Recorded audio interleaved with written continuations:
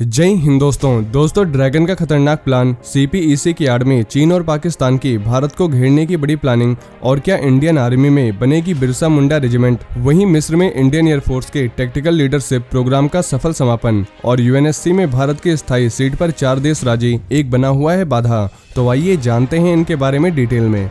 दोस्तों, पाकिस्तान और चीन सीपीईसी के बहाने भारत को घेरने की कोशिश कर रहे हैं। वो अब दूसरे डेवलपिंग कंट्रीज को इसमें शामिल होने का न्योता दे रहे हैं। पाकिस्तान और चीन ने म्यूचुअली बेनिफिशियल कोऑपरेशन के लिए $multi-billion की चाइना पाकिस्तान इकोनॉमिक कॉरिडोर में शामिल होने वाले दूसरे डेवलपिंग कंट्रीज का स्वागत करने का फैसला किया है। दोनों देशों का कहना है कि कोई देश सीपीईसी में शामिल होता है तो इसके कई फायदे होंगे। चीन ने बताया कि सीपीईसी से हर किसी को फायदा पहुंचेगा। दोस्तों, 2013 में शुरू किया गया सीपीईसी एक कॉरिडोर है जो अरब सागर पर पाकिस्तान के ग्वादर बंदरगाह को नॉर्थ वेस्ट चाइना के जिनजियांग उइगुर ऑटोनोमस रीजन में कासगार से जोड़ता है। इसका मकसद energy, transport and industrial cooperation को बढ़ावा देना है। पाकिस्तान और चीन सीपीईसी के सहारे भारत को घेरने की फिराक में लगे हुए हैं। वहीं बता दें कि भारत इस प्रोजेक्ट का लगातार विरोध करता रहा है और चीन अपने इस प्रोजेक्ट के सहारे पाकिस्तान को भी अपने कब्जे में रखना चाहता है। हालांकि पाकिस्तान इस बात को समझ नहीं पा रहा।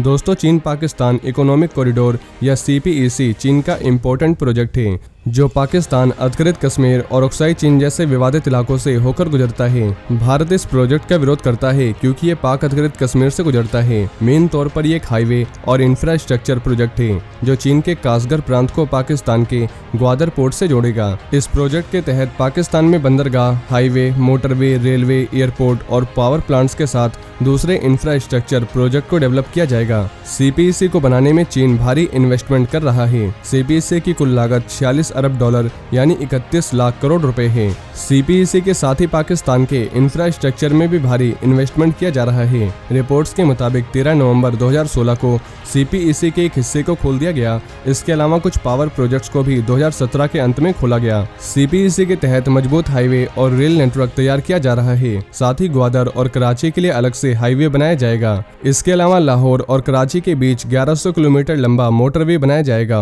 और रावलपिंडी और चीन सीमा तक बने हाईवे को पूरी तरह से नया बनाया जाएगा।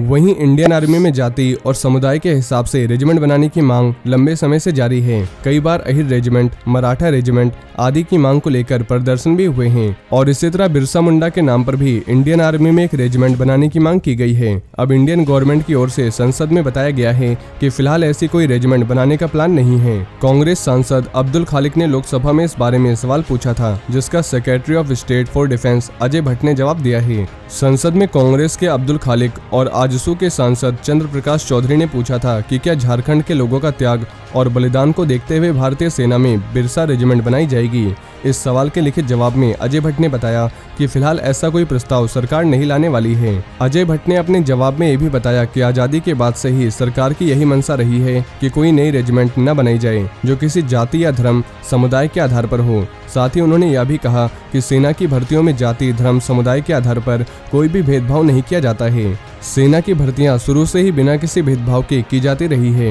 इन नेताओं ने एक और सवाल पूछा था कि क्या जाट रेजिमेंट और राजपूताना रेजिमेंट की तरह ही सेना में एक असम रेजिमेंट भी बनाई जाएगी।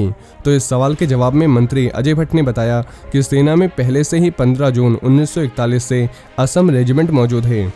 वहीं इंडियन एयरफोर्स ने मिस्र में एक टेक्टिकल लीडरशिप प्रोग्राम को सफलतापूर्वक पूरा कर लिया है। टीएलपी को भारत और मिस्र के बीच डिफेंस रिलेशंस की मजबूती से जोड़कर देखा जा रहा है। इस प्रोग्राम के दौरान दोनों देशों के पार्टिसिपेंट्स ने ऑपरेशनल टैक्टिक्स से जुड़ी जानकारी शेयर की। साथ ही मिस्र से टीएलपी की तस्वीरें शेयर करते हुए इंडियन एयरफोर्स ने एक ट्वीट में बताया कि मिस्र में इंडियन एयरफोर्स की एक टुकड़ी ने टेक्टिकल लीडरशिप प्रोग्राम टीएलपी को सफलतापूर्वक पूरा कर लिया है। दोस्तों, इंडियन एयरफोर्स की टुकड़ी 22 जून को मिस्र पहुंची थी। यहां वो मिस्र की एयरफोर्स के साथ द्विपक्षीय टेक्टिकल लीडरशिप प्रोग्राम में शामिल हुए।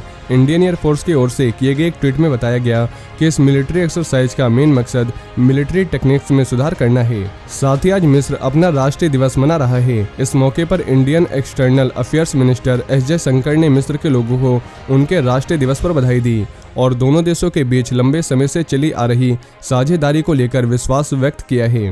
वहीं दुनिया की टॉप 6 अर्थव्यवस्थाओं में से एक और दूसरे नंबर की आबादी होने के बावजूद भारत को संयुक्त राष्ट्र की सुरक्षा परिषद में वीटो का अधिकार क्यों नहीं मिल रहा, इसका कारण सेंट्रल गवर्नमेंट ने फ्राइडे को इंडियन पार्लियामेंट में क्लियर किया। सरकार ने लोकसभा में बताया कि संयुक्त राष्ट्र सुरक्षा परिषद के 5 में से 4 स्थायी सदस्य देश भारत के स्थायी सदस्यता की मांग का समर्थन करते हैं, लेकिन एक स्थायी सदस्य की तरफ से सहमति नहीं बनने के कारण यह मामला अटका हुआ है। दोस्तों, यूएनएससी संयुक्त राष्ट्र की सर्वोच्च डिफेंस बॉडी कही जा सकती है। इसमें 5 स्थायी सदस्य देश हैं, जबकि 10 अस्थायी सदस्य। अस्थायी सदस्यों का चयन हर 2 साल में किया जाता है। यह काउंसिल दुनिया की सुरक्षा से जुड़े अहम मुद्दों पर फैसला लेती है।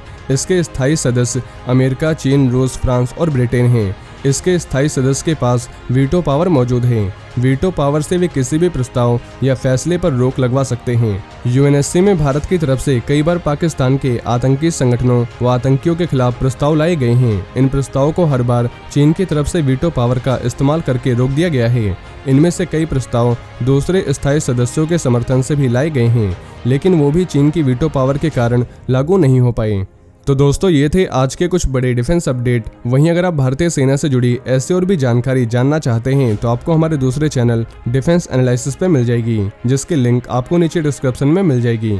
और ये जानकारी अगर आपको पसंद आई हो तो वीडियो को ज़्यादा से ज़्यादा शेयर करें और चैनल को सब्सक्राइब करना न भूलें। जय हिंद, जय भारत।